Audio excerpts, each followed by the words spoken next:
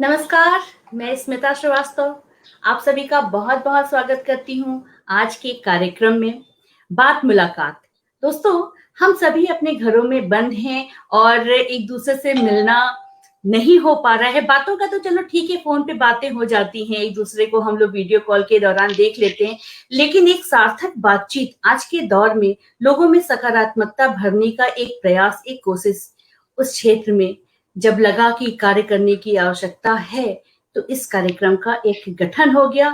इसका मूलभूत विचार मन में आ गया और बस इसी का क्रियान्वयन, इसी को फलीभूत करने के लिए हर सप्ताह प्रत्येक शुक्रवार को रात को 8 बजे किसी न किसी एक ऐसे शख्स से मिलना और बात करना होता है जिनसे हमें कुछ सीखने को मिले, हमें उनकी बातों से कुछ प्रेरणा मिले और पता चले कि आज हमारा समाज किधर की तरफ जा रहा है।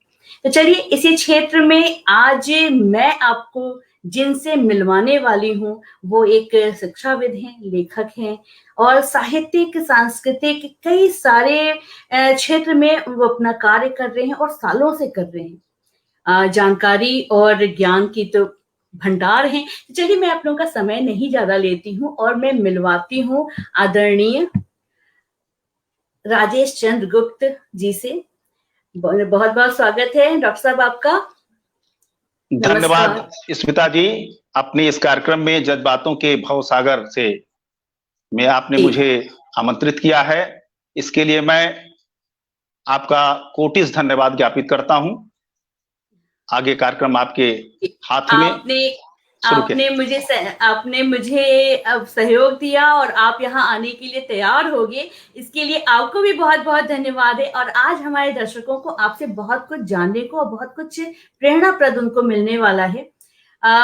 लेकिन डॉक्टर साहब, चूंकि आज का माहौल इतना नकारात्मक हो चुका है, हर कोई अपने आप से जूझ रहा है, इतनी समस्याओं से वो ग्रसित है और आप एक सामाजिक जीवन में और सेवा कार्य से भी जुड़े हुए हैं, तो ये सारी चर्चाएं हम आपसे जानेंगे कि किस तरह का कार्य कर रहे हैं। लेकिन उसके पहले सबसे पहला मेरा यही रहेगा कि आपकी प्रारंभिक जीवन, आपकी शिक्षा दीक्षा वो कहाँ से शुरू हुई, अपने अपने बारे में आप फिलहाल बताइए, आगे की बातें हम लोग फिर करते हैं। जी धन्यवाद। सबसे पहले तो मैं बताऊं कि जो कुछ थोड़ा मेरा प्रयास रहा है समाज को देने के लिए, उसके बारे में तो आपने हमारे दर्शकों के बीच में रख दिया है उस विषय को। मैं मूलतः गोरखपुर जिले का वासी हूं।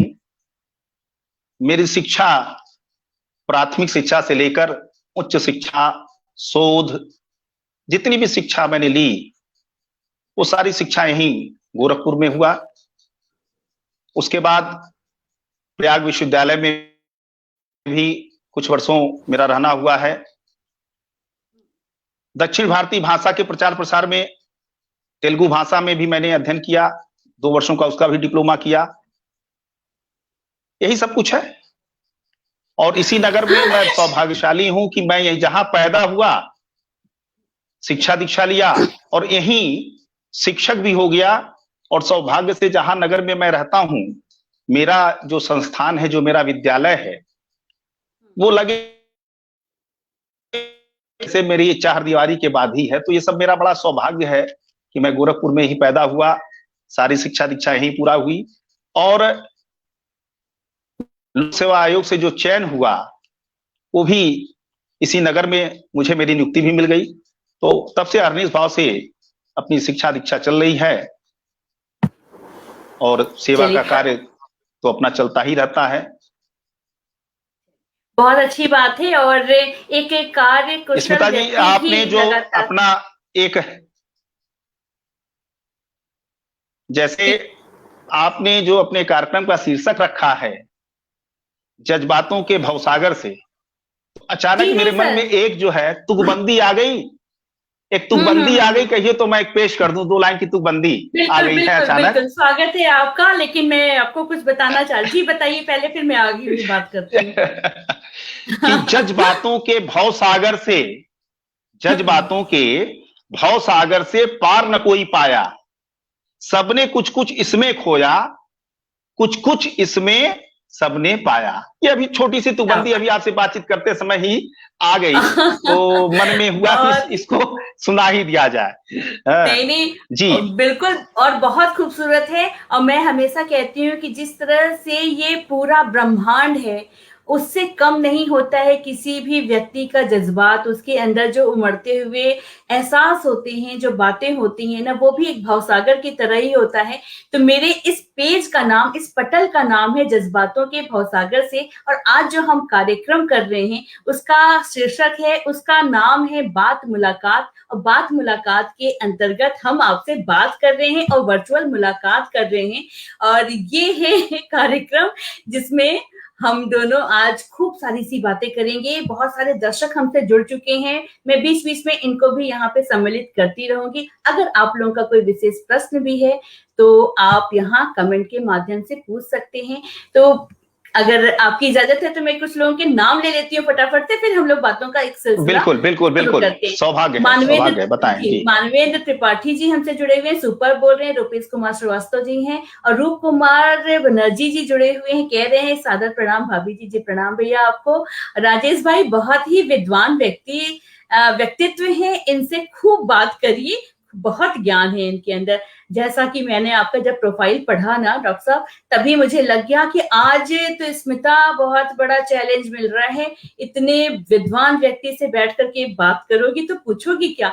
ये सारे मेरे जज्बात हैं जो अंदर मेरे ऐसा है कि डॉक्टर रूप कुमार बनर्जी स्वयं में एक बहुत बड़े इस नगर की अपनी एक अहमियत है, एक अपनी एक स्तंभ है।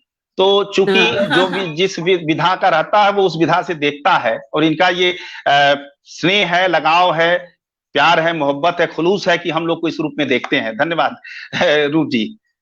जी, साथ ही हमसे आरएसडी चातक जी हैं जुड़े हुए, स्वागत कर रहे हैं। सुरेंद्र प्रजापति जी हैं, आदेश श्रीवास्तव जी हैं, राम सिंह यादव सिंहासन जी, आशुतोष मोदनवाल जी हैं, कीर्तन त्रिपाठी जी हैं। सभी का बहुत बहुत स्वागत है। और आपके भी अगर कोई प्रश्न है तो आप पूछ सकते हैं। लाइक कमेंट के साथ में आप इस कार्यक्रम को अधिक से अधिक शेयर करिए ताकि अधिक से अधिक लोग जुड़े और उनको भी इन बातों की जानकारी मिल सके। तो डॉक्टर साहब, जैसा हम लोग बातों का है कि आपके प्रारंभिक जीवन, आप एक शिक्षा के क्षेत्र में कार्य कर रहे हैं और आप सेवा का भी बहुत कार्य कर रहे हैं, लेकिन शिक्षक के रूप में जो आपका कार्य क्षेत्र है उसमें भी बहुत सारी चुनौतियां आती होंगी। तो उन चुनौतियों से कैसे निपटना होता है और क्या क्या आप दैनिक जीवन में किन संघर्षों से सामना होता है? देखिए, अगर आचार्य सो गया तो जग सो गया। तो मैं एक शिक्षक हूं और संजोग से जो अपने शिक्षकों का एक संगठन है पूरे प्रांत में, उसका मैं प्रांतीय उपाध्यक्ष भी हूं। लेकिन अपने वहां जो सरकारी शिक्षक हैं, जो राजकीय शिक्षक हैं, उनकी अपनी कुछ एक सीमाएं हैं। हम उस सीमाओं से इतर जाके मुखर नहीं हो सकते। लेकिन फिर भी हमारा संगठन है, हम अगर अपनी कोई पीड़ा होती है, अपनी कोई परेशानी होती है, तो आपस में उसको मिल बैठकर तय करते हैं और किस फोरम पर किस बात को कैसे करना है, इसके लिए हम लोग अपनी रणनीति बनाते हैं और अपनी सीमाओं में रखकर उसका अनुपालन कराने की बात करते हैं। एक छोटा सा आपको उदाहरण मैं दूं कि अपने राजकीय शिक्षकों में 2 संवर्गों में नियुक्ति होती है, एक सहायक अध्यापक के रूप में, एक प्रवक्ता के रूप में। चयन आयोग के द्वारा होता है और अपने वहां नियमित प्रमोशन की एक व्यवस्था है।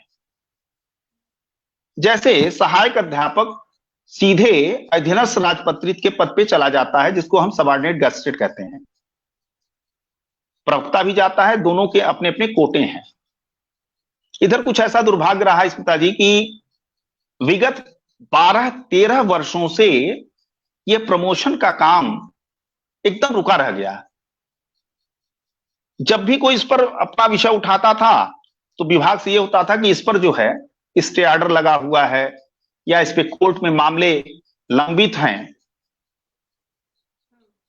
तो जब मैं संगठन के बीच में अपनी कोई मीटिंग वगैरह करता था तो अक्सर एक पीड़ा मेरे में आती थी और मैं 2 लाइन में अपनी बात कहता था। छात्र जीवन में भी वो बात मैं कहता था कि बीए किया, कलर की पाई, पेंशन मिला और मर गए। मतलब स्थिति यह हो गई है कि जिस कैडर में हमारी नियुक्ति हो उस कैडर में ही हमारा अवकाश ग्रहण भी हो जाता था। लेकिन हम लोगों ने आपस में एक रणनीति बनाई और संजोग से नेतृत्व का कार्य मुझे ही मिला और मैंने विभाग से बहुत सारे प्रश्न ऐसे किए। जैसे उसमें बड़ा एक छोटा सा प्रश्न था, ये लोग बार बार ये कहते थे कि उसमें कोर्ट केस है, कोर्ट का मामला है। तो फिर मैंने एक आरटीआई लगाई और पूछा कि क्या किसी कोर्ट के द्वारा कोई ये आदेश पारित है क्या, कोई स्टे ऑर्डर है क्या, स्थगन आदेश है क्या। तब उसका खुलासा हुआ और पता चला, मतलब इस विषय को मैं इसलिए आपके बीच में लाया हूं कि बहुत सारे ऐसे कार्य होते हैं जिसमें हम जागरूक नहीं होते या उनके तल तक नहीं जाते हैं कि विषय क्या है और किस रूप में हमको उस मामले को टैकल करना है। मैं और मेरे कुछ साथी मिलकर इस विषय को लिए और प्रयास किया गया और जो प्रमोशन विगत 12 से 15 वर्षों से रुका था, कम से कम 211 लोगों का प्रमोशन हुआ और एक प्रक्रिया चल पाई। अब एक शिक्षक के रूप में मेरी भूमिका क्या है? तो शिक्षक के भूमिका में मेरा यह मानना है कि वर्तमान समय में अपने वहां शिक्षा की जो ट्राइपोलर एक सिस्टम है जिसमें कि मैं, मेरा शिक्षार्थी और उसके परिवारजन या उसके पेरेंट्स कह लें, तीनों में कुछ इस प्रकार से अपना बॉन्डिंग रहे ताकि बच्चों के बीच जो कुछ भी हम अधिगम का कार्य कर रहे हैं वो उचित ढंग से पहुंचे और उनके गार्जियन और उनके जितने भी पेरेंट्स हैं उनको ये एहसास हो कि वास्तव में हमारा बच्चा शिक्षा प्राप्त कर रहा है।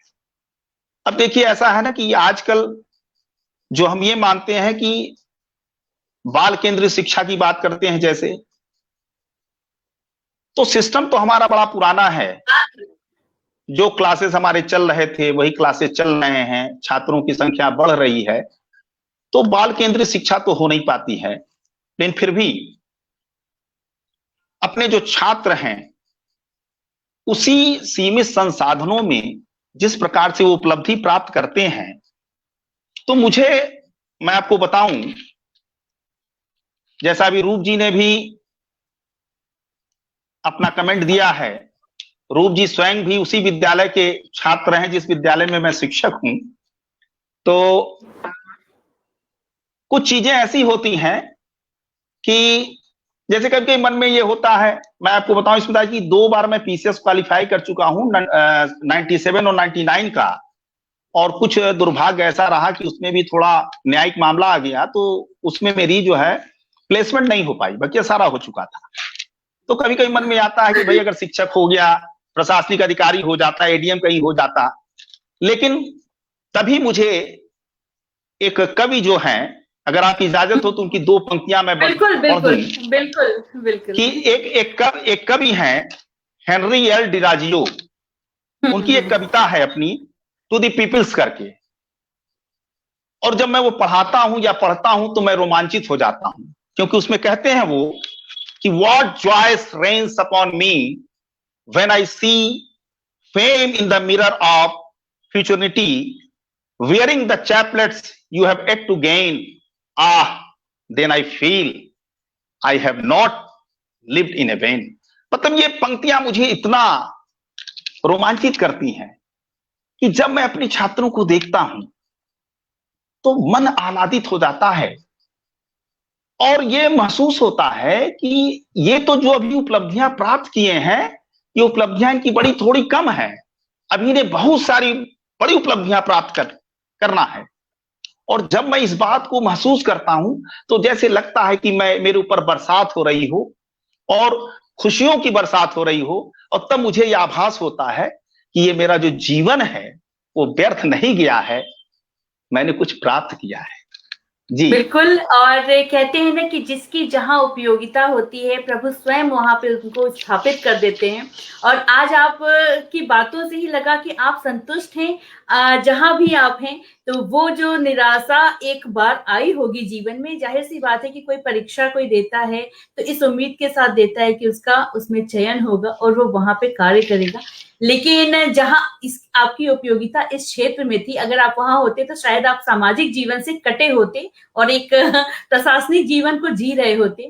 तो अच्छा हुआ, बहुत अच्छा हुआ, इस बात को मैं कहूंगी। और चलिए, मैं कुछ लोगों के कमेंट्स बीच बीच में लेती रहती हूँ। संदीप श्रीवास्तव जी हैं, कह रहे हैं अथाह शब्दों के मर्मज्ञ डॉक्टर राजेश सर, जज्बातों के भवसागर में बांधने के लिए संचालिका मैम को ढेर सारी बधाई। जी बहुत बहुत धन्यवाद।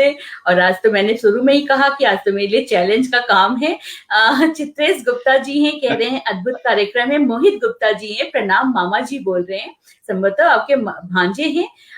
साथ ही हैं भरत सिंह रावत, कवि जी बहुत खूब बोल रहे हैं। आशुतोष मदनवाल जी हैं, राकेश श्रीवास्तव जी हैं जो बहुत अच्छे गायक हैं लोक कला के, और स्वागत कर रहे हैं वो आपका। चित्रेश गुप्ता जी हैं, रुपेश कुमार श्रीवास्तव जी हैं, कहते हैं कि अक्सर लोग बातों की तह में गए बिना धारणाएं बनाकर काम नहीं कर पाने का बहाना खोज लेते हैं। जी हाँ, सही बात है। सबके कहते हैं ना कि सबके पास अपने अपने होते हैं इफ बट वाले।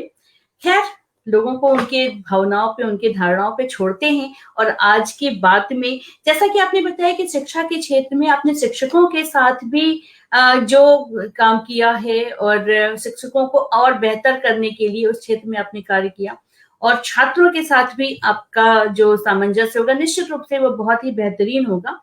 तो आप शिक्षा में राजनीति का कितना दखलंदाज पाते हैं आज के समय में?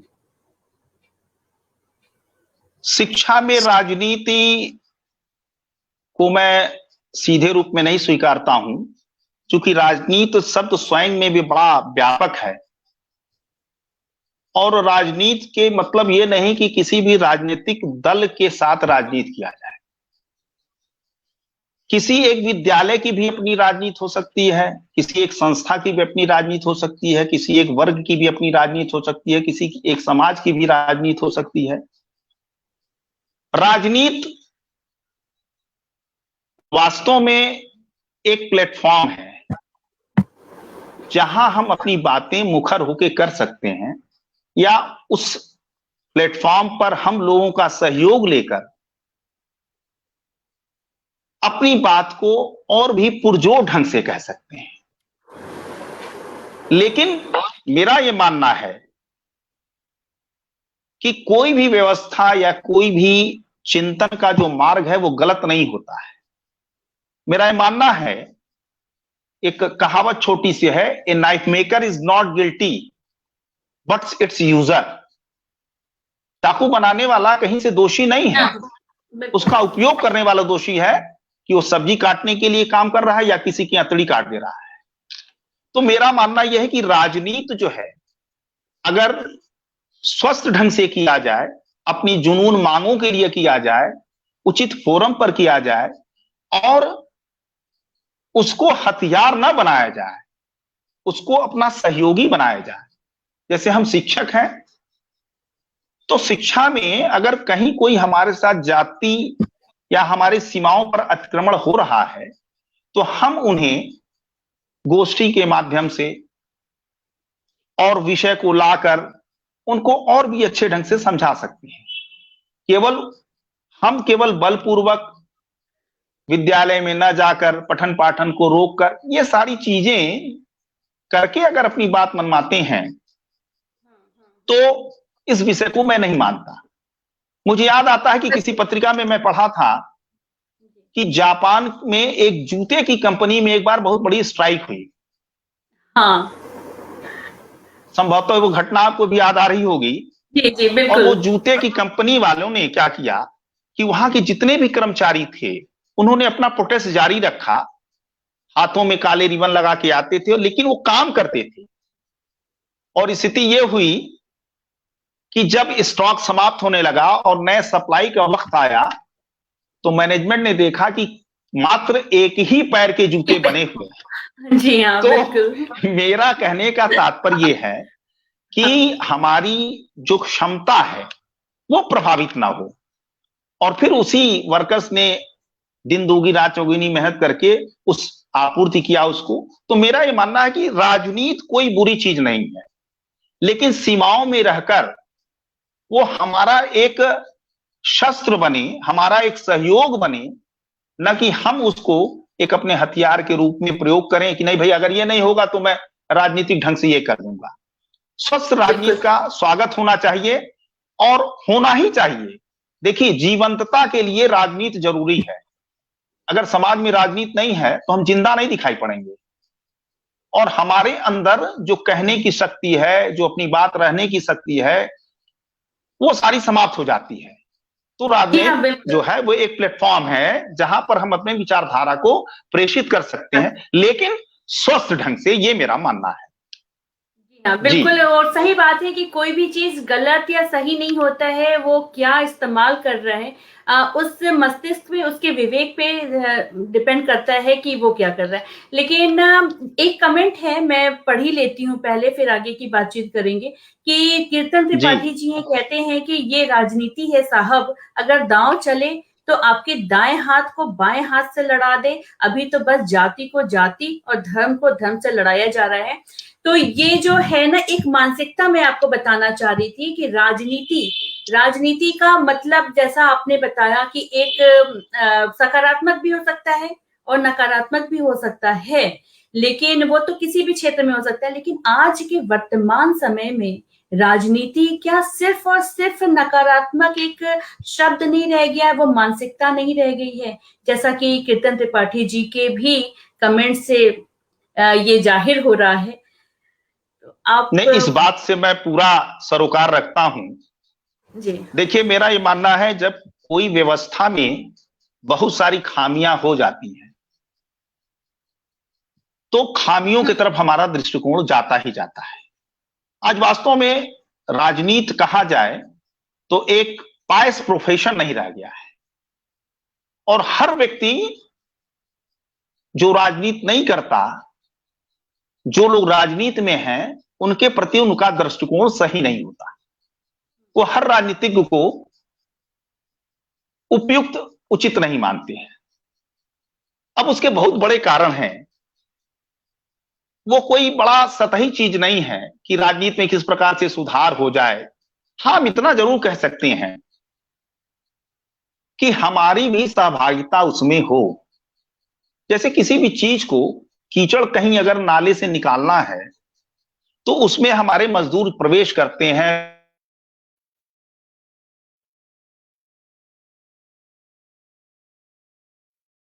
नेटवर्क की समस्या है लग रहा है।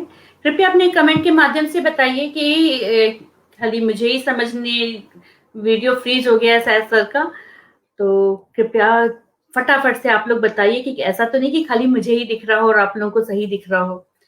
तो इस बार ऐसे कई सारे चैलेंजेस होते हैं जिनसे जूझना पड़ता है ऑनलाइन कार्यक्रम में।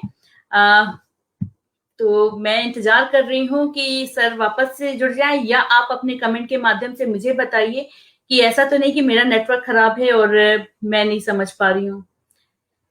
तो तब तक चलिए मैं आप लोगों के कमेंट्स ले लेती हूँ। शशांक राय जी हैं, निधि श्रीवास्तव जी हैं, सुरेंद्र प्रजापति जी हैं। कुछ तो प्रॉब्लम है सर की तरफ से, और मुझे लगता है कि वो बहुत जल्दी हमसे वापस से जुड़ेंगे। कुमार शैल जी हैं, कह रहे हैं अच्छे विचार जी, बहुत बहुत। कीर्तन त्रिपाठी जी, राजनीति ईर्ष्या और घृणा और हिंसा की जननी है। कुछ मायने में आप कह सकते हैं कीर्तन जी, लेकिन इच्छा जो है ना, वो सारे क्रोध और जितने ईर्ष्या घृणा जितने भी चीजें हैं उसकी जननी है, ऐसा मैंने पढ़ा था और मैं उसको मानती भी हूँ। देखिए सर फिर से हमसे जुड़ गए। जी सर, वापस से आपका स्वागत है। कुछ ना कुछ देखिए, ये सारी समस्याएं आती रहती हैं, कोई बड़ी बात नहीं है, ये होता रहता है। नहीं, देखिए, समाज का नियमन जो है वो चल रहा है और हम एक बेहतर समाज की भी कल्पना कर रहे हैं। बेहतर समाज हमें दिख भी रहा है, हम इसको नकार नहीं सकते हैं। हम ये मान के चलते हैं कि आने वाला कल बेहतर कल होगा। निसंदेह आपाधापी की दुनिया है और बहुत सारे वाद या बहुत ज्यादा जो प्रपंच इस समय दिखाई पड़ रहे हैं समाज में, सदैव ऐसे नहीं रहेंगे। तो पहली बात तो हमें जो व्यवस्था है उस व्यवस्था में ही सकारात्मक पक्ष ढूंढने पड़ेंगे कि किस प्रकार से हम इस, अगर अव्यवस्थित कह लें या इसमें थोड़ी दुर्व्यवस्था जो हो गई है, कुव्यवस्था जो हो गई है, उसको हम अपने मन माफी करना चाहते हैं या अपने तरह से करना चाहते हैं, जो हमारी अपेक्षा है, जिस कसौटी पर हम उसको देखना चाहते हैं, इसके लिए हमें शुरुआत खुद से करनी पड़ेगी। जी हाँ, बिल्कुल सही बात है कि अगर कुछ भी बदलाव चाहिए समाज में, अगर आप कोई सकारात्मक बदलाव चाहते हैं तो सबसे पहला खुद को बदलने का ही कार्य होता है। लेकिन कई बार चीजें जैसा लोग कहते हैं ना कि अगर कीचड़ को साफ करना है तो खुद स्वयं उतरना होगा। लेकिन क्या आपका ऐसा मानना है कि जो उतरे साफ करने के लिए वो उसी कीचड़ में लथपथ हो गए? नहीं, दोनों देखिए, संभावनाएं दोनों हैं, लेकिन आज जो व्यक्ति उसमें प्रवेश कर रहा है उसकी इच्छा शक्ति क्या है, इस पर ये बात निर्भर करती है। क्योंकि मैंने अपने स्तर से अनुभूत किया है कि जब हम एक साधारण सी, बहुत सिंपल सा फंडा है स्मिता जी, लोग कहते हैं ना कि उंगली उठाइए तो एक उंगली आपकी तरफ इंगित करती है और 4 उंगलियां अपनी तरफ इंगित करती हैं। हम किसी व्यक्ति विशेष के ऊपर, ये हमारा कोई टिप्पणी नहीं है। हमारे कहने का तात्पर्य है कि किसी व्यवस्था में सकारात्मक परिवर्तन करने के लिए अगर हम अग्रणी भूमिका निभा रहे हैं तो ये जरूरी है कि हमारे अंदर वो दृढ़ शक्ति हो, दृढ़ इच्छा शक्ति हो कि वास्तव में हम उसके तरफ बढ़ रहे हैं तो हम कुछ कर गुजरने की तमन्ना लेके बढ़ रहे हैं। ये मेरा मानना है। कोई भी चीज संभव नहीं है। आप देखिए, प्रारंभ से अगर देखिए तो बहुत सारी व्यवस्थाएं आई, उन व्यवस्थाओं में परिवर्तन हुआ। ऐसा नहीं कि वो व्यवस्थाएं जो थी वही रही। मैं थोड़ा सा उदाहरण आपको देता हूं जी। बड़ा साइंटिफिक सोच का एक विषय मेरे दिमाग में कभी कभी आता है, बच्चों के बीच में शेयर भी करता हूं कि जैसे पहले आग लगता था किसी को तो लोग कहते थे भाई उसको दूर पानी से कर दो, किसी कंबल में चादर में लपेट दो उसको। आज क्या कहते हैं भाई, अप्लाई कोल्ड वाटर। तात्पर्य यह है मेरा कहने का कि देश काल परिस्थितियों के हिसाब से मानसिकता और विचारधारा बढ़ती है। आज आप देखे होंगे, जैसे अभी कीर्ति जी ने प्रश्न किया, हम उनका स्वागत करते हैं कि यह जागरूकता सबसे बड़ी जरूरी है। जिस समाज में जागरूकता नहीं रहेगी वहां मुखरता नहीं आएगी। जब व्यक्ति जागरूक होगा, मुखर होगा, तब उस समाज का संचालन अच्छे ढंग से होगा। ये मेरा मानना है। जी हाँ, बिल्कुल। और एक प्रकरण मुझे भी याद आ गया सर कि जब हम लोग छोटे थे तो याद है कि वो नमक मिलता था या लोग कोयले से अपना दांत साफ कर लेते थे। तो उस समय ये हुआ जी कि नमक, हाँ, सबसे बड़ा उदाहरण तो हमारे लिए नमक ही है कि पहले कहते थे आयोडीन वाला नमक ढेला वाला हटाओ और आयोडीन का नमक लेके आओ, है ना। तो बड़ा प्रचार हुआ, बहुत प्रचार हुआ। और आज के समय में वापस से कहते हैं कि वो जो रॉक सॉल्ट है उसको यूज करो और ये वाला नमक। तो वही है वक्त के साथ। अब इसके पीछे क्या कारण है, क्या वजह है, क्या मानसिकता है? क्या ये एक दिमाग की उपज है या रावण जैसे 10 सरों का उपज है? ये कह पाना संभव नहीं है। खैर, हम लोग इसमें पढ़ेंगे भी नहीं क्योंकि आज हम लोग को नहीं, हम एक छोटा सा जो है, बहुत पहले हम एक क्या कहते हैं, गजल मैंने सुना था राजेंद्र मेहता और मीता मेहता का। जी जी जी। वो बड़ी अच्छी गजल थी, हमको आज भी याद है कि एक प्यारा सा गांव जहां पीपल की छांव में आसिया था, एक छोटा मकान था, छोड़कर गांव को, उस घनी छांव को शहर के हो गए हैं, भीड़ में खो गए हैं। तात्पर्य क्या है? देखिए, मैं एक लाइन में एक बात कहूं आपको स्मिता जी कि हम जब अपनी मूल संस्कृतियों से, उनके जड़ से जब हटे हैं तो ये सारे बिटंदावाद जो है खड़े हुए हैं। आज आप देखिए, छोटा सा उदाहरण मैं दे रहा हूं, कोविड काल चल रहा है, संक्रमण का काल चल रहा है, एक से एक दवाओं का इजाद हो रहा है, रोज नई दवाएं आ रही। भैया हमने इसके ऊपर इतना अपना विजय प्राप्त कर लिया, अब कोविड की दवा आ गई, वैक्सीनेशन आ गया। लेकिन फिर भी आजकल क्या है कि सुबह आप हल्दी और नमक का हॉट वाटर गरगल करिए, नींबू पानी पीजिए, शहद लीजिए, गिलोय लीजिए, तुलसी लीजिए। क्या है मतलब हम लोगों में थोड़ा सा एक विचलन हो गया था, हम अपने मूल संस्कृति से या अपने सनातन संस्कृति से या अपने पूर्वजों से हम थोड़ा सा विचलित हो गए थे। हम विचलन कहेंगे, कटेंगे नहीं, हम कहेंगे हम विचलित हो गए थे। अब देखिए, अब जरूरत पड़ी फिर हम उसी पर चले। एक डिविएशन शब्द हम प्रयोग करें, एक डिविएट हम हो गए थे थोड़ा सा हमारा झुकाव दूसरी तरफ हो गया था। लेकिन इधर एक विषम परिस्थिति आई, एक संक्रमण का काल आया, तो फिर हम कहां चले आए, फिर वहीं हम लौटने लगे। आज सबके घर सुबह देखिए गिलोय वाली जो है वो चाय बन रही है, सुष्टि चूर्ण आ रहा है, तो बड़ा आनंद आता है और अच्छा लग रहा है।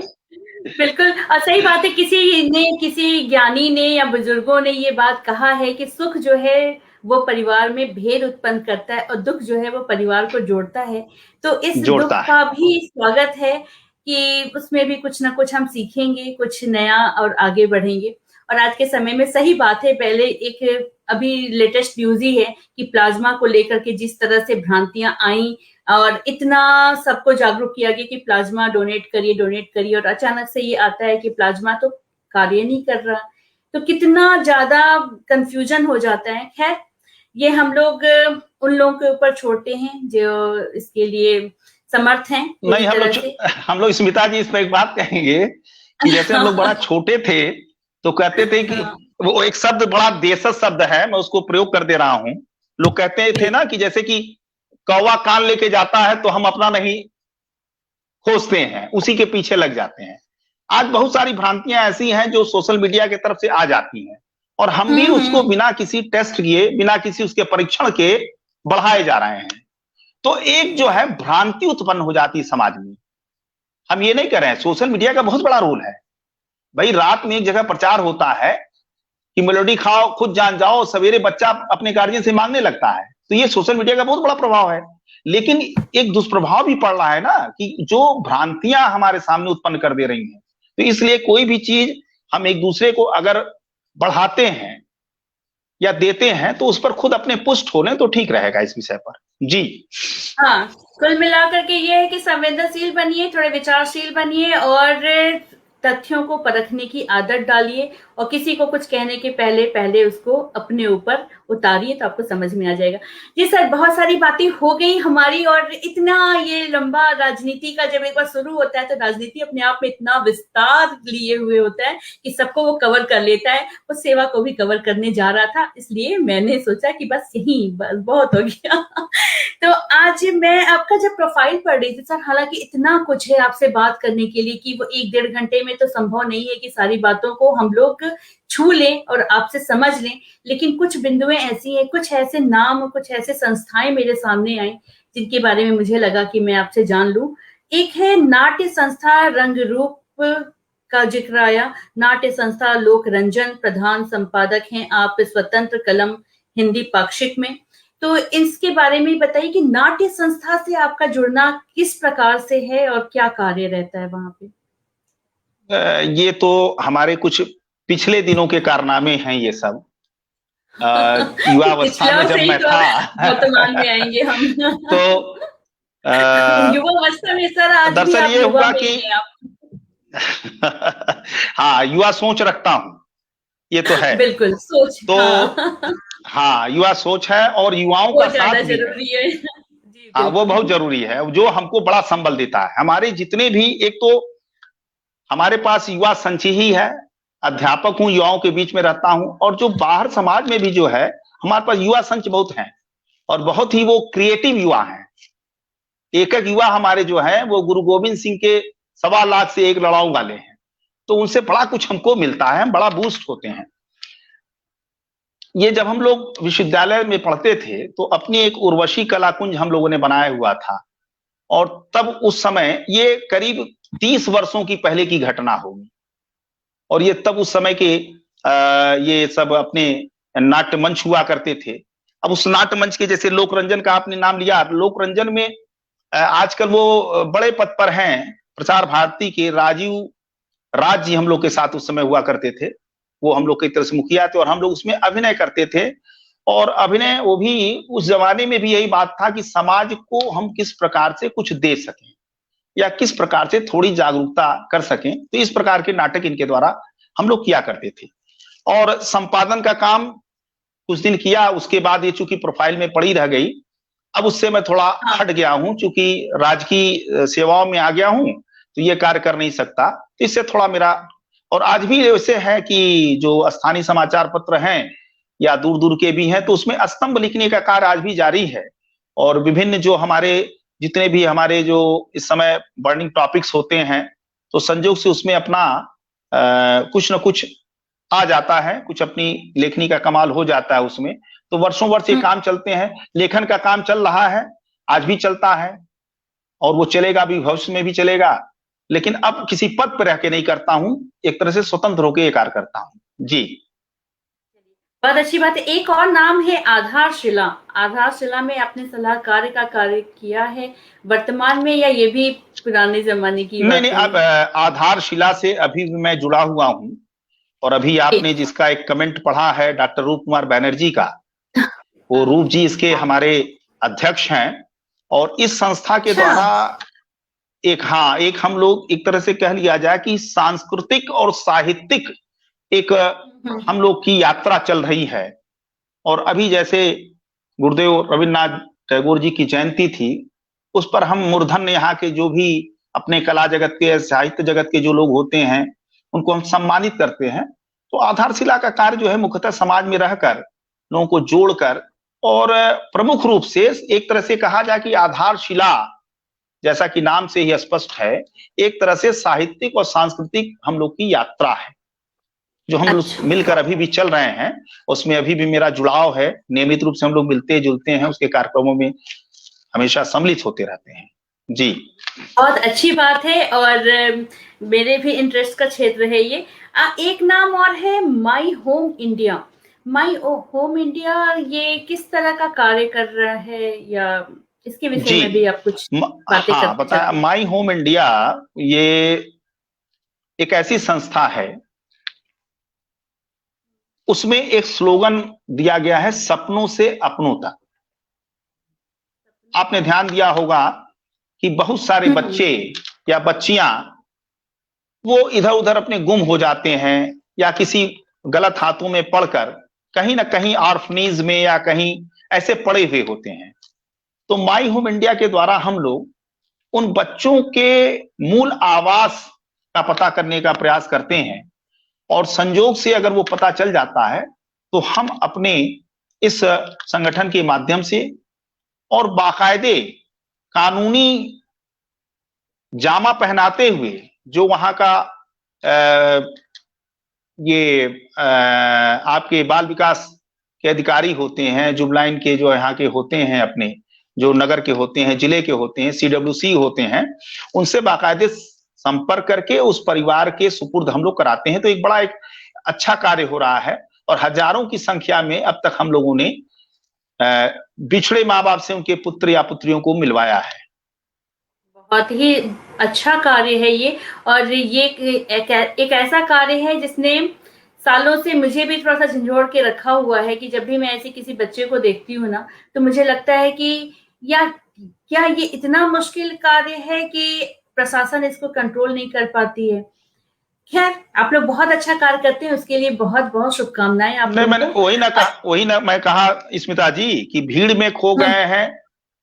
वास्तव में हम खुद के बारे में नहीं अपना आकलन कर पाते हैं कि हम क्या कर रहे हैं, क्या हो रहा है, या समाज में हमारी उपयोगिता क्या है, या समाज में हम किस प्रकार से हमारी भूमिका है। थोड़ा इसमें भी होना चाहिए। और हम अपने आप को जब थोड़ा अलग हटा लेते हैं तो यहीं से सारी समस्याओं का जन्म होता है। हर व्यक्ति के आसपास ऐसी चीजें, ऐसी समस्याएं तो एकदम दिख रही हैं।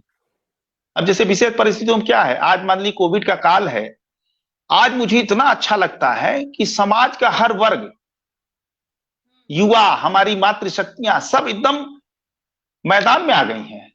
किस प्रकार से हम कोविड रोगियों के जो सहयोगी हैं, उन परिवार को किस प्रकार से हम मेडिकल फैसिलिटीज, खाने पीने की चीजें किस प्रकार से मुहैया कराएं। एक इतना सुंदर वातावरण बना है, इतना सकारात्मक वातावरण बना है, कहने की बात नहीं।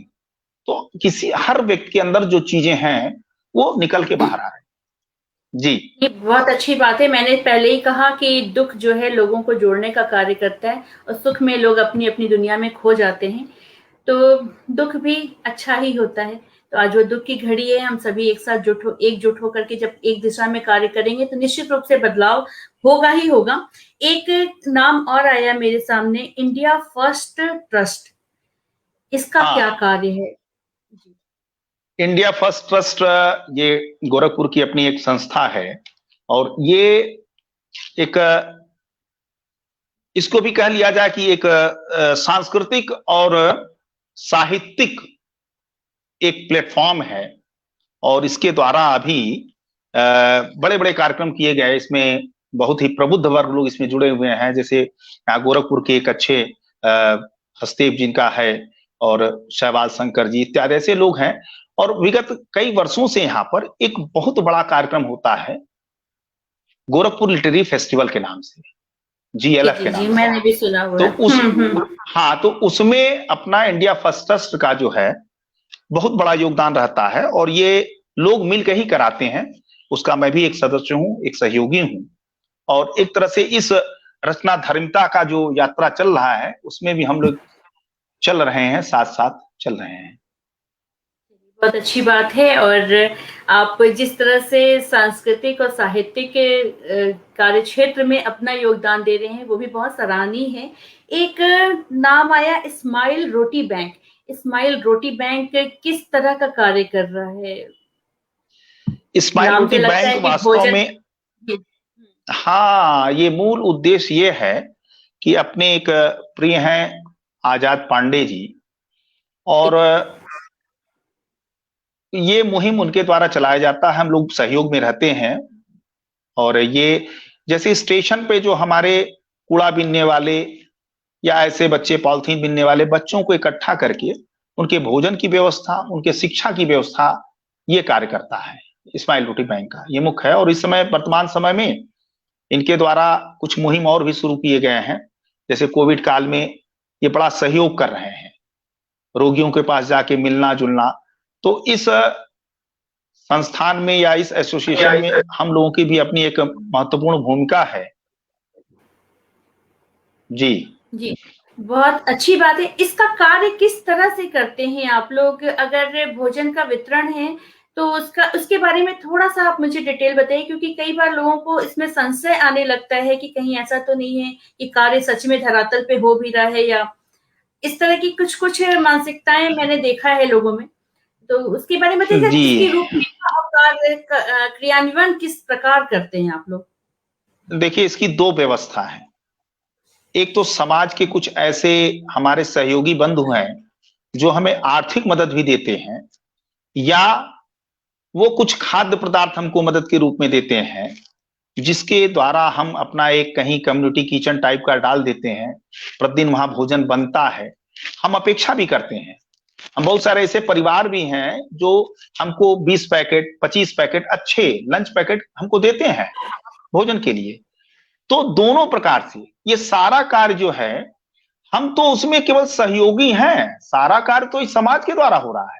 और आज भी मैं इस पिताजी आपको बताऊं, इस समाज में ऐसे ऐसे लोग हैं, ऐसे हमारे छुपे हुए सहयोगी हैं जो कि खुलकर सहयोग करते हैं, और वो प्रत्यक्ष रूप से आते नहीं हैं। जैसे अपने वहां कहा गया ना, दान में कि दाहिना हाथ अगर दान दे तो बाएं को ना पता चले, ऐसे ऐसे लोग भी हैं।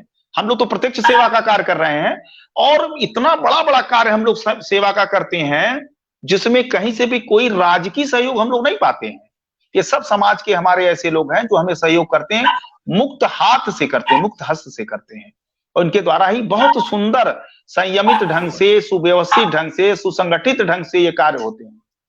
जी बहुत अच्छी बात है, क्योंकि समाज में आमतौर पे 2 तरह के लोग दिखते हैं। एक केला देते हुए 5 लोग, और 5 लोग कार्य कर रहे हैं, उनका नाम भी कोई नहीं जानता है। तो दोनों ही तरह, हर तरह के लोगों से ही समाज का गठन होता है। तो तो फोटो नहीं, मेरा खिंचाने ये वाले मानना लोग। है इसना जी, नहीं सही बात है आपका, कि कभी कभी बड़ा मन आहत हो जाता है वेदना युक्त हो जाता है। जैसे आपने कहा ना कि ये केला, वास्तव में बड़ा मन आहत हो जाता है। लेकिन जो चीजें हम लोग सोशल मीडिया पर लाते हैं या समाचार पत्रों में लाते हैं, उसके पीछे हेतु जो है वो अनुशंसा का नहीं है।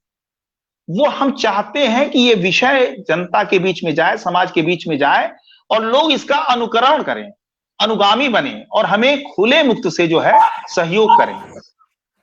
अपने अनुशंसा का विषय कहीं नहीं है, इसमें नहीं कहीं कि हम अपने आप को समाज के बीच में लाना चाहते हैं या दिखलाना चाहते हैं कि हम ही करने वाले हैं, ऐसा नहीं। हम एक उत्प्रेरण का काम करना चाहते हैं कि हम जो कर रहे हैं ये देखिए और आप भी हमें सहयोग करिए, उत्प्रेरित होइए और आइए अच्छे समाज का संगठन किया जाए।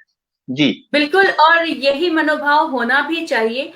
लेकिन जैसा देखने में आता है और लोगों के विचार होते ही हैं कि हर तरह के लोग हैं दुनिया में, लेकिन अच्छा है ना कि किसी अच्छे को देख करके अगर हम बदलने का प्रयास करें तो इससे अच्छी बात और कुछ हो भी नहीं सकती है। चलिए मैं फटाफट से कुछ लोगों की अपने वहां तो एक लाइन है कि सर्वे भवन्तु सुखना सर्वे संत निरामया। तो अपने वहां तो ये पूरे पूरे विश्व की कल्पना करते हैं कि सारे लोग सुखी हो, निरोगी हो। जी हाँ जी, बिल्कुल, बिल्कुल। कुछ लोगों के मैं नाम लेते चल रही हूँ कि जो लोग हमसे जुड़े हुए हैं। यहाँ पे निधि श्रीवास्तव जी हैं, चित्रेश गुप्ता जी हैं, प्रमोद श्रीवास्तव जी हैं, कह रहे हैं कि ज्ञानवर्धक चर्चा, दोनों लोगों को शुभकामनाएं। जी बहुत-बहुत धन्यवाद प्रमोद जी आपको। दीपक चक्रवर्ती जी हमसे जुड़े हुए, अति सुंदर प्रस्तुति बोल रहे हैं आपको। साथी हैं आशीष नंदन सिंह जी, सर को सुनना समय की सार्थकता है। तो वाकई में है, पूरी तरह से है। मैं राकेश उपाध्याय जी हैं, सुरेंद्र प्रजापति जी हैं, सरोज आनंद जी हैं, कीर्तन त्रिपाठी जी लगातार हमसे बने हुए हैं, हरि प्रसाद सिंह जी हैं, कह रहे हैं कि सुंदर व सार गर्भित वार्ता के लिए स्मिता जी और डॉक्टर राजेश जी को बधाई। बहुत बहुत धन्यवाद। और साथ ही वो कहते हैं कि सांस्कृतिक और सामाजिक सरोकारों के प्रति समर्पण के लिए राजेश जी व उनके सहयोगियों के प्रति शुभकामनाएं। संजय श्रीवास्तव जी जुड़े हुए हैं, सुरेंद्र प्रजापति जी हैं, अंकित गुप्ता जी हैं, वो आपको सादर नमस्कार कह रहे हैं। तो सर लोग जुड़े हुए हैं, आपको सुन रहे हैं और आपकी सराहना भी कर रहे हैं। और वो क्यों कर रहे हैं, किस लिए कर रहे हैं, आज आपसे बातचीत कर करके मैं भी इस चीज को महसूस कर पा रही हूँ। एक और कार्य आपका मेरे सामने आया कि विश्वविद्यालय अनुदान आयोग नई दिल्ली द्वारा शोध प्रबंधन का प्रकाशन भी आपने किया है। तो ये किस तरह का कार्य होता है और ये कैसे कार्य नहीं, ये चूंकि जो विषय हमारा रहा है शोध का, जी, तो उसको जो है उसको विश्वविद्यालय अनुदान आयोग में जो है प्रस्तुत करना होता है। तो बहुत सारे लोग प्रस्तुत करते हैं, तो फिर से उस शोध का जो है मूल्यांकन करा के अनुदान आयोग जो है अपने निजी खर्चे से उसको पुस्तक के रूप में प्रकाशित करवाता है। तो मेरा शोध प्रबंध जो था वो बुद्धिस्ट फिलॉसफी पर, और इस समय जो एजुकेशन सिस्टम है उसका रिलेवेंट इम्पैक्ट क्या है इस पर था। तो एक पुस्तक उस पर आई, और एक दूसरी पुस्तक भी जल्द हमारी इस समय अभी आने वाली है, वो भी बौद्ध दर्शन से ही जुड़ा हुआ है, और शिक्षा जगत में उसका क्या योगदान है या क्या भूमिका है उस बौद्ध दर्शन का, या बौद्ध शिक्षण प्रणाली जो थी उसका क्या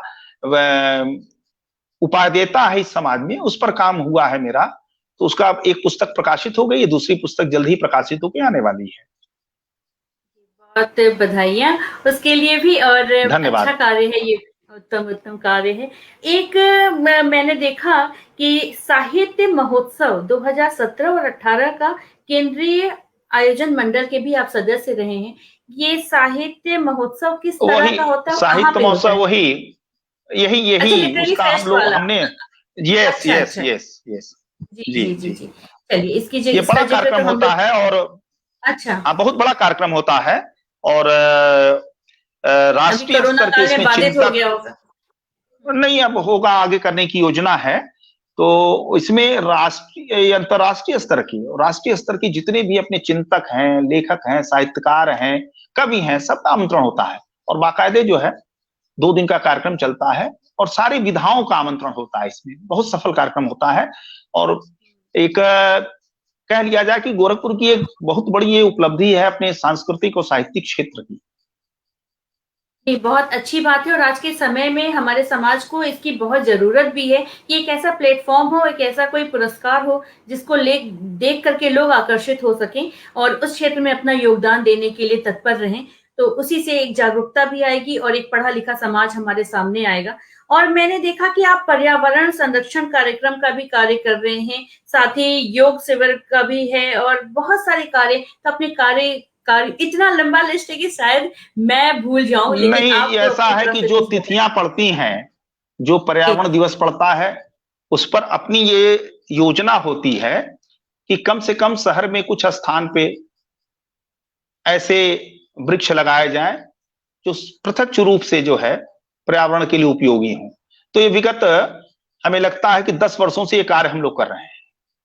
और योग शिविर के रूप में योग दिवस के दिन हम लोग कम से कम 150 से 200 लोगों को एक जगह इकट्ठा करते हैं और उनका प्रशिक्षण बाकायदे किया जाता है।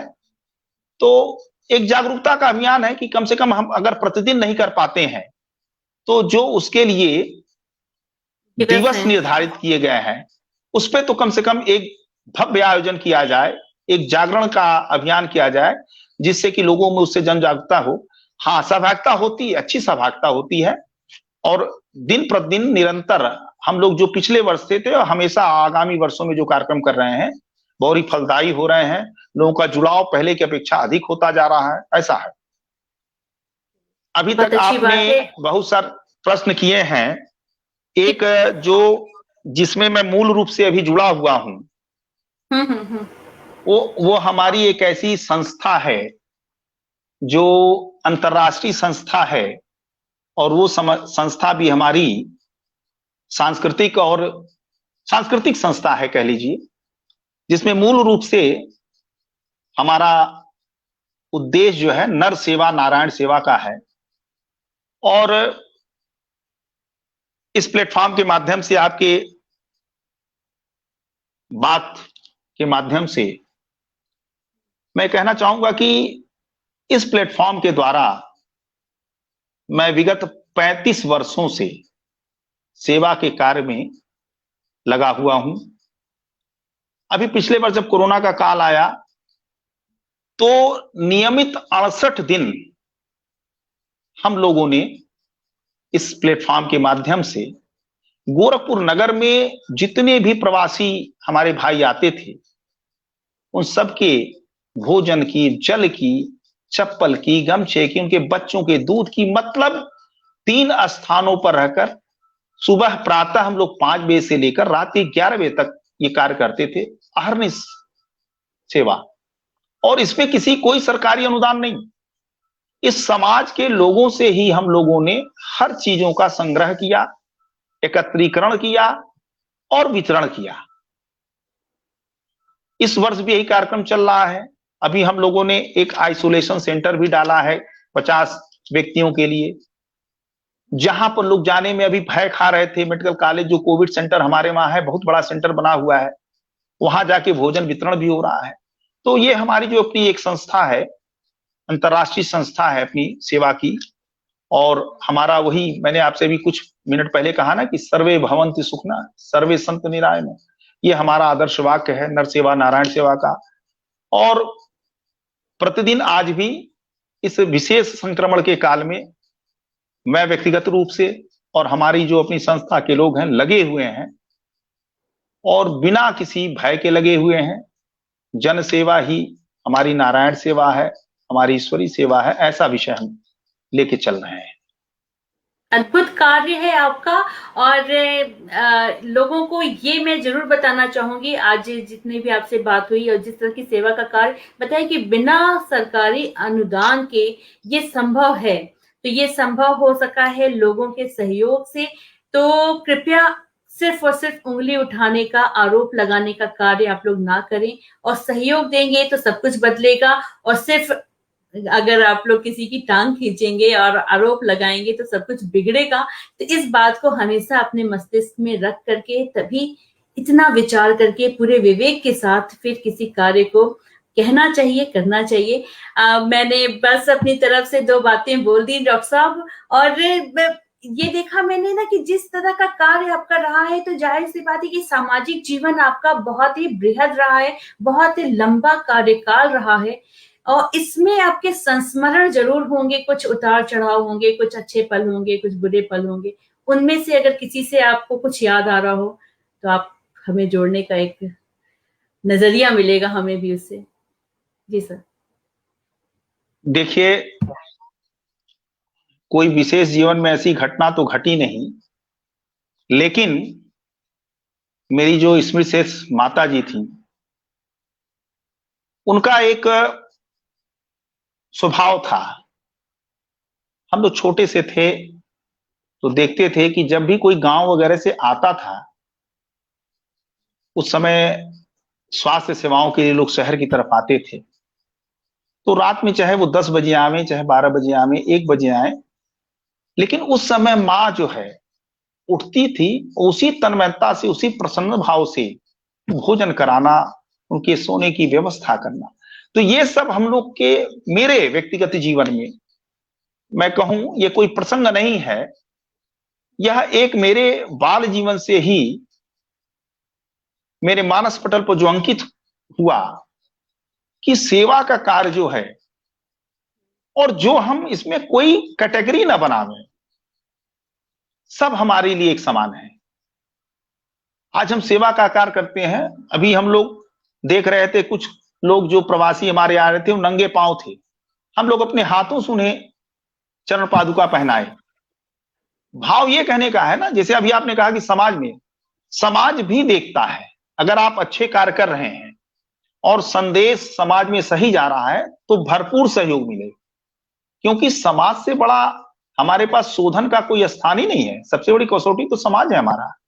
वो देखता है, वो सब कुछ देख रहा है कि भाई कौन सी संस्था है, कौन से लोग।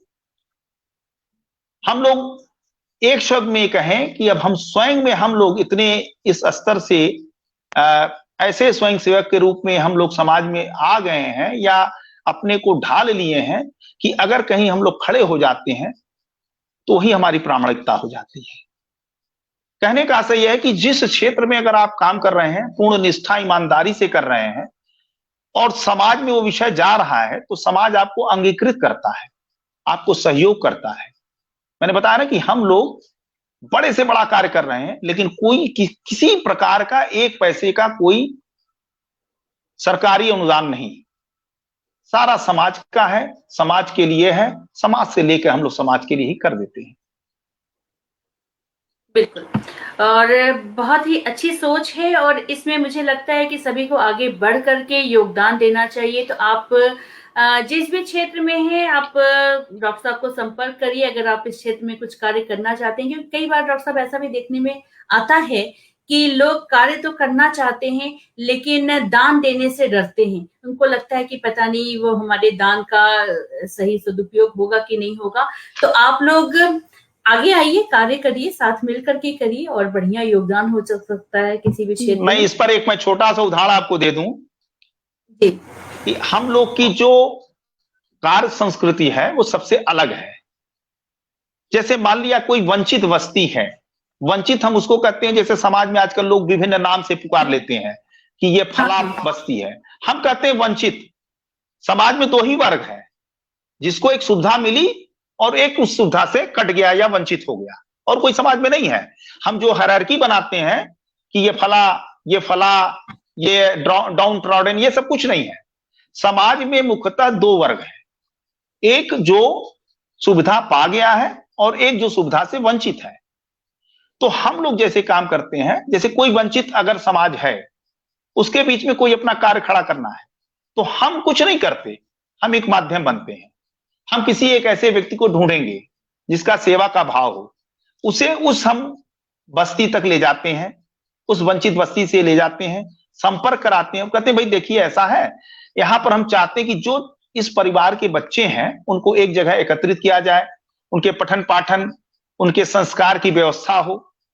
तो ऐसा करके हम एक बाल संस्कार केंद्र खोल देते हैं, और वहीं स्थानीय किसी एक अपनी बहन को, अपनी मातृशक्ति को कह देते हैं भैया आप इसको देखभाल करना है, और उस व्यक्ति से कह दिया जाता है भैया आप इसको गोद ले लो, इस बहन का भी कुछ मानदेय दे देना, मानधन दे देना, 1,000 रुपए, 500 रुपए। और बच्चों को जो है, अब जैसे आपके वहां किसी बच्चे का जन्म दिवस मना, तो आके उन बच्चों के बीच में मनाइए, उनको भी संस्कार दिए। तो हमारे कार्य की संस्कृति अलग है, इसलिए हमसे जो जुड़ता है वो भटकता नहीं है, सदैव के लिए हो जाता है।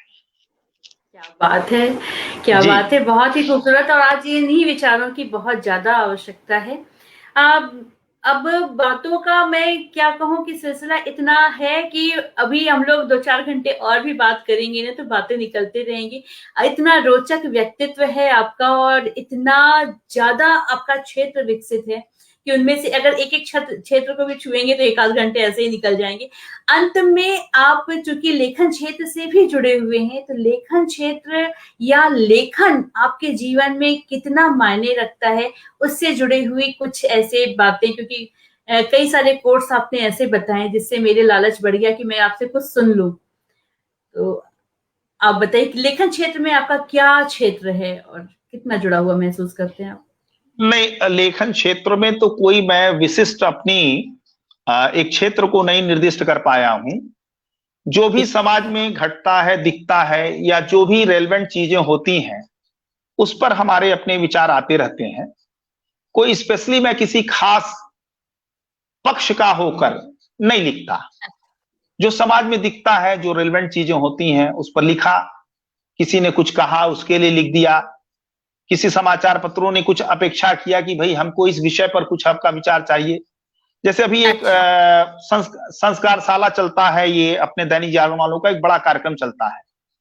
तो प्रारंभिक दिनों में से हम लोग को ही चुनाव करके ले जाते हैं विद्यालयों में, छात्रों के बीच में, वहां हमारा मार्गदर्शन कराते हैं और फिर उसका आलेख वह अखबारों में बहुत ही भव्यता के साथ प्रकाशित करते हैं। तो एक तरह से मुख्यतः कह लिया जाए कि शिक्षा के क्षेत्र में ही या सेवा के क्षेत्र में ही जो भी बड़ी बड़ी पत्रिकाएं हमारे वहां से दिल्ली वगैरह से निकलती हैं, सेवा से संबंधित हमारी, उन सब में मेरा आलेख नियमित रूप से प्रकाशित होता रहता है, जिसमें सेवा से जुड़े हमारे किस्से होते हैं, किस प्रकार हम लोगों के लिए हम मार्ग प्रशस्त कर सकते हैं, किन प्रकार उनके लिए प्रेरणा का विषय हो सकता है, ये सारी चीजों को उसमें हम समाहित करते हैं। ये हमारा मूल विषय होता है। और स्थानीय स्तर पर शिक्षा जगत से जुड़ी चीजें, जैसे अभी हाल ही में जो हमारी राष्ट्रीय शिक्षा नीति 2020 आई है, इसके लिए मैंने बहुत कैंपेनिंग किया।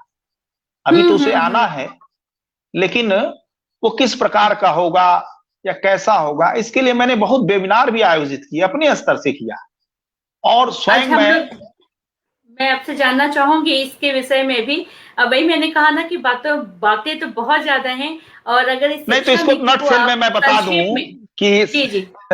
कि स्वतंत्रता के पश्चात जो है, सर्वप्रथम जो भारत में शिक्षा नीति आई थी वो 1968 में आई थी। लेकिन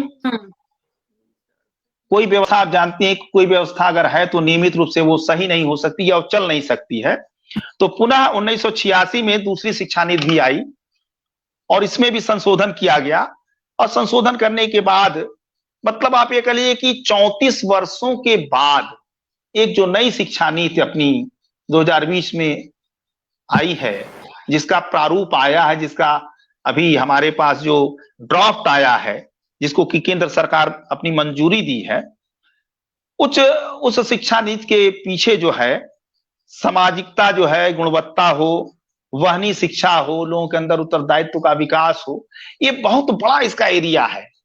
मैं तो इतना ही केवल कहूंगा कि जो अपनी न्यू एजुकेशन पॉलिसी है, जो हमारे वहां एक तरह से पहले अक्सर लोग कहते थे ना कि आप किस पैटर्न से पढ़ते हैं, तो हम लोग कहते थे कि भाई 10+2 पैटर्न से पढ़ते हैं। तो सारे पैटर्न को समाप्त करके उन्होंने जो अपेक्षा किया है 5+3+3+4, इस तरह की एक व्यवस्था, मतलब इतना सुंदर व्यवस्था इन्होंने किया। देखिए, मैं आपको बता दूं कि थोड़ा सा अगर हम इतिहास के पिछले पन्नों में जाएं, तो अगर हम देखें कि ब्रिटिश काल में 1835-30 के करीब, उस समय अपनी जो शिक्षा व्यवस्था थी वो गुरुकुल की शिक्षा व्यवस्था थी। और गुरुकुलों का जो भरण पोषण होता था वो जनता के द्वारा होता था या राजाओं के द्वारा होता था। बिल्कुल बिल्कुल। लेकिन उसके बाद एक जो लॉर्ड मैकाले हुए, उन्होंने पटवारियों के द्वारा जो है एक अपना सर्वेक्षण कराया करीब 6 लाख गांवों का बड़ा लंबा प्रोसीजर है, उसका नटशेल में मैं थोड़ा सा लॉर्ड शेयर मैकाले करना ने चाहता ऐसी हूं। की तैसी करके रखी हुई है हाँ, जी, बिल्कुल। कहीं नहीं, लेकिन देखिए एक बड़ा भ्रांति भी है। मैं आपको बता दूं कि लॉर्ड मैकाले को शिक्षाविद के रूप में यहाँ लोग जानते हैं, लेकिन वो शिक्षाविद नहीं था। नहीं वो था, तो हाँ। ब्रिटिश गवर्नमेंट का एक लीगल एडवाइजर व्यक्ति था वो। तो मैं आपको बताऊं कि उस जमाने में एज ए होल जो भारतीय अपनी अपने राष्ट्र की जो 1823 में जो लिटरेसी रेट थी वो 97% थी, और 1947 हाँ, में आके मात्र जो है 12% हो गई। तो सरकार, ऐसा नहीं है, हम जो है लग रहा कि हम बढ़ रहे हैं, लेकिन कहीं कहीं हम छूट भी रहे हैं। तो इन सब चीजों को कि राष्ट्रीय शिक्षा नीति के पीछे बहुत बड़ा एक सबसे बड़ी बात यह है ना कि इसमें हम ये कहें कि राष्ट्रीय शिक्षा नीति के निर्माण में लोकतंत्रात्मक पद्धति का वर्ण किया गया था। अब लोकतंत्रात्मक पद्धति में क्यों कहता हूं, इसमें हर व्यक्ति से जो है आमंत्रित किए गए थे सुझाव निर्देश की बताइए भाई आपकी नई शिक्षा नीति कैसी होनी चाहिए। लगभग 2 लाख लोगों ने अपना प्रत्यक्ष उसमें जो है सहभागिता दिया था, और 1.25 लाख के करीब ग्राम पंचायतों का भी उसमें जो है सहयोग लिया गया था, उन्होंने भी अपना सहयोग किया था। तो ये बहुत बड़ी एक योजना है। मैं चाहूंगा कि फिर कभी अपने बैठे तो हम लोग केवल न्यू एजुकेशन पॉलिसी के बारे में ही डिस्कस करें। आज बस हाँ, यही ये मैं कहूंगा कि जो ड्राफ्ट आने वाला है इस ड्राफ्ट का स्वागत करें, क्योंकि ये ड्राफ्ट हाँ, एक ऐसी ड्राफ्ट है जो अपनी ग्रॉस इनरोलमेंट जो रेशियो है, जो जीईआर कहते हैं, उसको 100% करने की एक योजना है। और जो हम कहते हैं कि वास्तव में जो शिक्षा का स्वरूप होगा वो वाकई में जो कल्पना हम लोगों ने किया था वो अपनी कल्पना के अनुसार होगा, और हर व्यक्ति की सहभागिता होगी, हर बालक को अपने अनुसार अपने रुचि के अनुसार शिक्षा मिलेगी। बस बहुत लंबा है ये, कभी इसके बारे में अलग से हाँ। अगर आपने अवसर दिया तो इस पर हम जी, लोग चर्चा बिल्कुल। करेंगे। अब जी बिल्कुल हम जी लोग इस पे एक बार चर्चा करने की आवश्यकता है, क्योंकि कोरोना काल में ये कहीं पीछे छूट गया और इस पे चर्चा एक कहते हैं कि जो जिस जोर शोर से चल रहा था उसमें नहीं, लोग एक क्रम टूट गया उसमें। अभी तो हम लोग भी कंफ्यूज हैं कि ये कब से लागू होगा, कब से, क्योंकि बहुत बेसब्री से इंतजार है, क्योंकि इतने वैज्ञानिक दृष्टिकोण के साथ इसका रचना किया गया है कि जो भी इसको समझ गया ना वो इसका स्वागत ही करेगा, क्योंकि इसके बाद बहुत कुछ जीवन में बदलाव आएगा। हम लोग इस पे फिर किसी दिन बृहद रूप से चर्चा करेंगे। और डॉक्टर साहब, बहुत सारी बातें हो गई। अंत में लेकिन जनता आपके को, चर्चा के माध्यम से एक चीज मैं कहना चाहूंगा। नहीं, बिल्कुल आप क्या बिल्कुल, पूछें तो पहले बता लें। नहीं नहीं नहीं, मैं तो बस, आप बताइए, उसके बाद की बात होगी वो मेरी। हाँ, पहली बात तो ये कि संक्रमण का ये जो काल चल रहा है इसमें हम आपसी जितने भी अपने दूरियां हैं, यद्यप सरकार के प्रोटोकॉल में तो है कि 2 गज की दूरी और मास्क है जरूरी, लेकिन मैं कहूंगा कि शारीरिक दूरी रखिए, मन भेद न रखिए, और आपस में सद्भाव का वातावरण का सृजन करिए। हम किस प्रकार से एक दूसरों के काम आ सकते हैं यह जरूरी है। दूसरा, छात्रों के लिए विशेष एक मेरा अनुरोध है कि विगत 2 सत्रों से हमारी शिक्षा थोड़ी जो है वो अनियमित हो गई है। अनियमित इस मामले में हो गई है कि जो प्रत्यक्ष रूप से पठन पाठन का कार्यक्रम चल रहा था वो बाधित हो गया है। यद्यपि हम विकल्प के रूप में जो अपने वर्चुअल माध्यम लाए हैं, ये वर्चुअल माध्यम भी उपयोगी हैं। ऐसा नहीं है कि कोई व्यवस्था जो बदलती है या आती है हमेशा वो अव्यवस्थित होती है, ऐसा नहीं है। लेकिन बहुत सारी चीजें हैं, अभी ये नई नई चीजें आई हैं।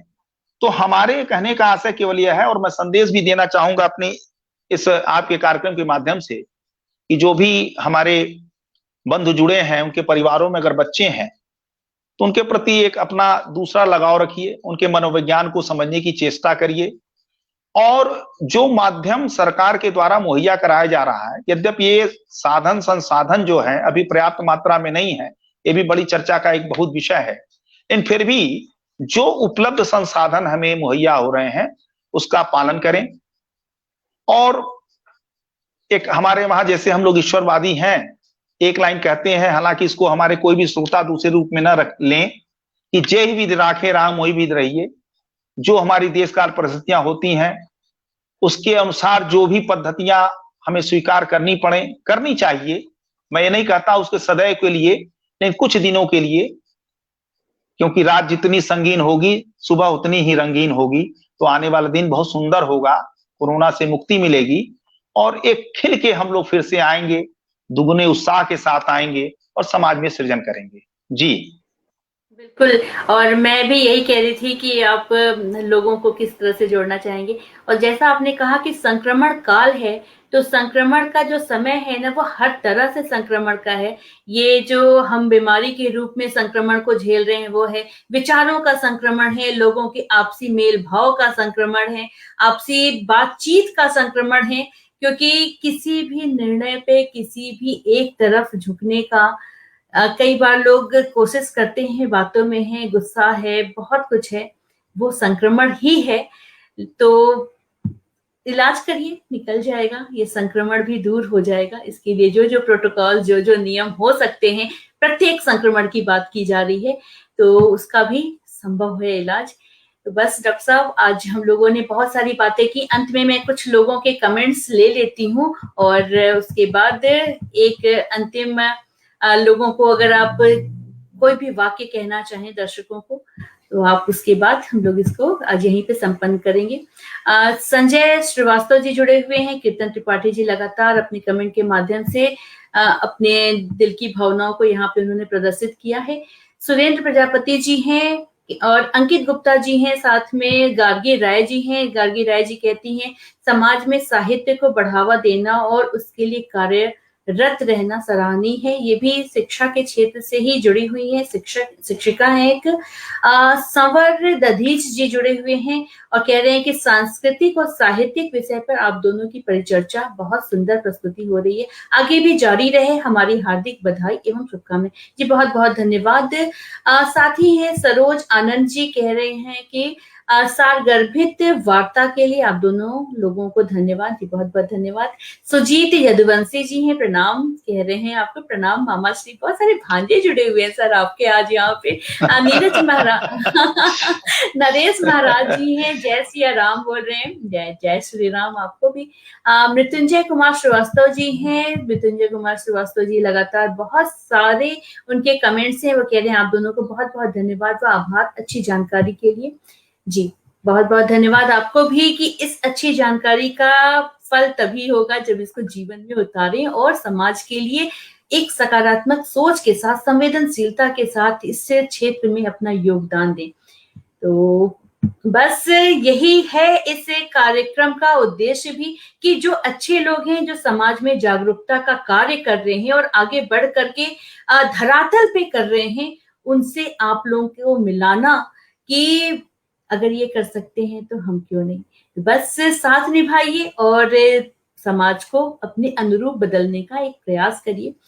सर, अंत में यदि आप दर्शकों को दो शब्द कहें, कुछ उनके लिए है कि वो क्या करें? ये बड़ा विशद विषय होता है कि हम किसी को क्या कहें। बहुत सारी ऐसी घटनाएं और दृश्य समाज में आता है, जैसे कभी कभी हम लोग गांधी जी का वो एक दृष्टांत सुनते हैं कि एक माँ ने अपने बच्चे को लेके उनके पास गई थी, जो गुड़ खाने का वो था। तो आशा यह है कि हम क्या कहते हैं और क्या दिखते हैं और क्या करते हैं, इस सब में बहुत एक भेद है। मैं चूंकि एक तो बुद्धिस्ट फिलॉसफी पर भी मेरा बहुत ज्यादा कार्य रहा है, दूसरी बात इस पे भी हम लोग बात करेंगे बहुत सा, हाँ करेंगे। तो और उसके बाद जो है उसमें जैसे एक अपदीपो भाव की एक कंसेप्ट है, एक अपनी मतलब सब कुछ उसी पे है। और वर्तमान समय में जो अपनी एक निर्माण योजना के नाम से एक सांस्कृतिक समूह, सनातन सांस्कृतिक समूह चलता है, वैदिक समूह, उसमें भी एक पंक्ति कहा जाता है कि हम सुधरेंगे युग बदलेगा, हम बदलेंगे युग बदलेगा। तो हमारे कहने का तात्पर्य है कि दो चीजों को मैं सारे अपने जितने भी दर्शक जुड़े हैं उनसे मैं विनम्र प्रार्थना करता हूं। एक तो आप नकारात्मक विचार अपने अंदर प्रविष्ट न होने दें, और अगर कोई नकारात्मक व्यक्ति आपसे जुड़ता है तो उससे इतनी दूरी आप बनाएं, जैसे कि कोई पागल कुत्ता आपकी तरफ आ रहा है, उससे दूरी अपनी बनाइए। सोच क्या होनी चाहिए? अगर आप सकारात्मक सोचते हैं, वास्तव में मैं बताऊं कि मैं 35 वर्षों से सामाजिक जीवन में हूं, कोई अपेक्षा नहीं किया, और मेरे पास ऐसे बहुत सारे संगठनों की ताकत भी है कि मुझे समाज में बहुत कुछ मिल सकता है, लेकिन किसी की अपेक्षा नहीं है। मैं चाहता हूं कि सद्भाव से, प्रेम बस सबके काम आ सकूं, और मेरी वैचारिकी से, मेरे आचरण से, मेरे व्यवहार से किसी को कष्ट ना पहुंचे।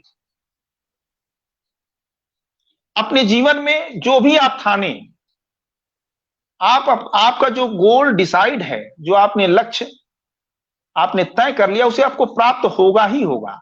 अगर आप तय कर लें कि मुझे स्टेशन पहुंचना है तो आप पहुंचोगे। भाई पैदल चलेंगे, आधे घंटे लगेगा, आपके वहां से दूरी अधिक है, रिक्शा मिल जाए और भी सवारियां, मतलब संसाधन अगर आपको मिल जाएंगे तो आपने जो लक्ष्य निर्दिष्ट किया है उसे आप आसानी से प्राप्त करेंगे। अगर आपको संसाधन कम मिलेंगे तो थोड़ा समय लग सकता है। दो विषय पर मैं फोकस करना चाहूंगा कि समाज के बीच आप रहिए, अपने दृष्टि को एकदम स्वच्छ रखिए, अपने अंदर क्या बदलाव लाकर हम किस प्रकार से दूसरे के लिए प्रेरणा के स्रोत हो सकते हैं, या अगला देख के कह सके भाई देखिए उसका भी तो जीवन ऐसा है, वो भी चाहे तो ऐसा कर सकता था लेकिन ऐसा नहीं करता है। तो एक तो वर्तमान समय ऐसी जटिलता का समय है, पूरे विश्व का जो मानव है वो त्राही त्राही माम कर रहा है। ऐसे में तो रोग की सकारात्मकता न हो, रोग की नकारात्मकता हो, लेकिन विचारों में पूर्णतः सकारात्मकता हो, ऐसा मेरा मानना है। और हम सबके लिए हों, हम सबके लिए हों, ये विचारधारा हो, कोई मेरे लिए हो या ना हो, लेकिन हम सबके लिए हों, ये विचारधारा को अपने अंदर पनपाइए। यही मेरा अनुरोध है, यही मेरा आग्रह है कि नर सेवा करिए, नारायण सेवा उसी तरह से हो जाएगा। और जज्बातों के भाव सागर से आज के इस बात मुलाकात कार्यक्रम में स्मिता जी ने मुझे अवसर दिया अपनी बातों को शेयर करने के लिए।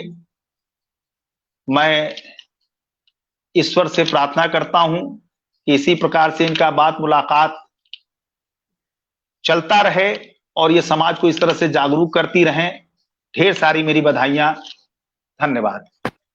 बहुत बहुत धन्यवाद और आभार आपको भी डॉक्टर साहब कि आपने अपने बहुमूल्य समय में से समय निकाला और यहाँ आए और हमें इतनी सारी अच्छी बातों से आपने जोड़ा, इतना प्रेरणा मिला है आज आपकी बातों से। और मुझे लगता है कि सभी नहीं तो कुछ तो आपके विचारों को आत्मसात करेंगे और आपके मार्ग पे चलने का एक प्रयास करेंगे, और बहुत जल्दी हम लोग इन सारे नकारात्मक माहौल से उबर के एक स्वस्थ और पूरी तरह से अच्छे समाज की एक परिकल्पना, उसका संगठन करने में हम लोग जरूर सफल होंगे।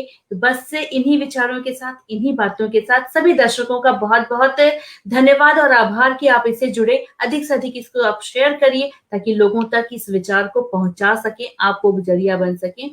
तो बस आज यही विदा लेते हैं, फिर बहुत जल्दी मिलेंगे, फिर किसी और के विचारों के साथ में आपको जोड़ने का एक प्रयास रहेगा। आज यहीं में से निकलते हैं। जय हिंद, जय भारत, नमस्कार। अपना ध्यान रखिए, धन्यवाद सभी दर्शकों को, और अच्छी अच्छी सोच रखिए। जी नमस्कार, धन्यवाद।